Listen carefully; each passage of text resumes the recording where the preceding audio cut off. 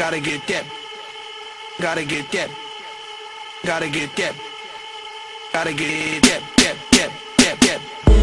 Hello, hello, boys and girls. How are you today? Hope you're doing fine. Today I'm gonna do the shopaholic tag. I've been tagged by Miriam. Look at her. She's such a cute girl, full of energy. So smiley, I love her. Check out her channel. Aujourd'hui, je sais que je vais faire au moins une heureuse parce que je vais enfin faire son tag. Le tag acheteuse compulsive ou plutôt The Shopaholic Tags. Il y a 11 questions. Je vais faire les 6 ou 5 premières en anglais et ensuite je terminerai le tag en français. So, let's get started!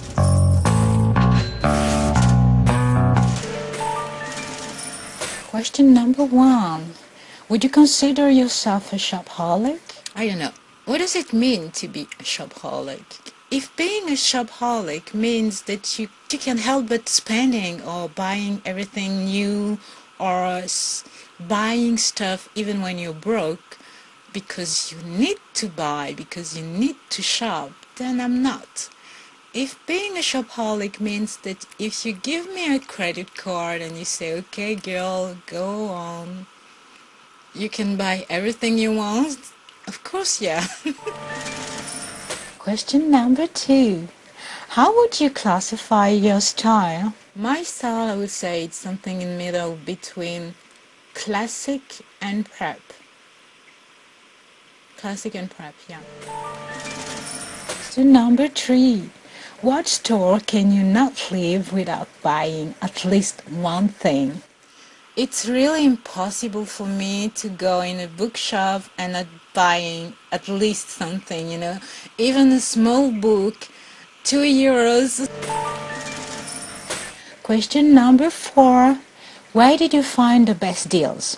I have 2 people that I always can rely to when it's come to great deals. It's my girlfriend, Robin. She's really good at that. And one of my cousin, Miss D. Travel, shoes, makeup, hat. She's really into hat, and she's really into bags too. She always have a good deal. It's incredible. Question number 5. What designer are you willing to splurge for? Jill Sanders. Yeah, I really like her style. The classic, chic, glamorous, but in a classic way. But there's also this Sadio Bay. What happened is that years ago someone asked me to present something like a fashion show made by students. That's how I came across his work. He agreed to give some of his pieces for that special night. So I really had a crush on this guy. Question number 6, the last one in English. Do you have a go-to shopping outfit? If I'm shopping alone, it's really casual. If I'm shopping with my girlfriend, no fancy high heels. I'll be dressed like a runner because I know that we're gonna spend hours and hours. But no, okay, no. My girl, you know, I love you so much. I will always be delighted to go shopping with you. If we could only go a little faster sometimes and not trying everything every time, it could be very nice. Really. Love you, my girls. Question numéro 7. Quel est ton péché mignon hors maquillage? Je dirais que ce sont les bouquins.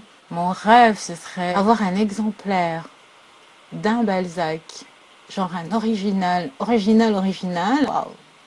Pour ça, je serais prête effectivement à dépenser une fortune si je l'avais, quoi. Question numéro 8. Quel est le vêtement de base dont tu ne peux pas te passer? En ce moment, c'est le jean. C'est plus par défaut. Et celui que j'aime le plus et dont je ne peux me passer effectivement, tous les ans j'en achète. Pour moi, c'est vraiment un vêtement de base, c'est le pantalon à pompe. Il est aussi basique que le jean et c'est un indispensable. Question numéro 9. Quelle est la tendance dont tu espères qu'elle ne passera jamais de mode? Voilà, la petite jupe noire ou la petite robe noire, ce sont vraiment pour moi des classiques dont j'espère qu'ils seront toujours considérés comme allez, à la mode, même si c'est pas à la mode. Question numéro 10. Quelle tendance aimes-tu, mais qui est passée trop vite? Peut-être que je devrais aller à un endroit où c'est toujours à la mode, l'Écosse, parce qu'il s'agit du tartan. J'aime bien les tissus en tartan, une petite jupe écossaise avec un col roulé noir, je trouve ça toujours charmant. Ou alors des escarpins en tartan aussi, c'est vraiment génial, j'aime bien. Dernière question, question numéro 11. Qui est ton icône en matière de mode? Cette question, quand je l'ai vue, je me suis dit...